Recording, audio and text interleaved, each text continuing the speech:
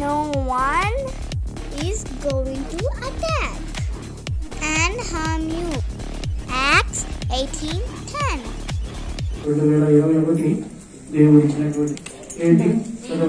నేను నీకు తోడై ఉన్నాను, నీకు హాని చేయుటకు నీ మీదికి ఎవరునూ రాడు. ఈ పట్టణములో నాకు బహు జనమున్నదని.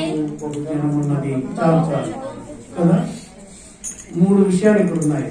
మొదటిది దేవుని తోడు, రెండోది ఏ కీడు మనకు రాకుండా దేవుడు కాపాడుతాడు, మూడవదిగా మనం చూసినట్లయితే ఆయన చిత్తాన్ని మనం నెరవేర్చాలి.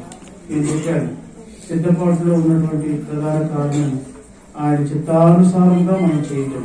ఏమిటది? ఈ పట్టణంలో, ఈ ఊర్లో, ఈ స్థలంలో, ఈ గ్రామంలో మనకేమున్నదంటే దేవుడికి బహుజనం ఉంది. అంటే ఆ జనాన్నంతటినీ కూడా మనం బాధ్యత కలిగిన వారమై దేవుని వైపు తిప్పాల్సిన బాధ్యత మనందరి మీద ఉంది. అర్థం చేసుకుని పిల్లరా, ఆయన తోడుగా ఉంటానన్నాడు.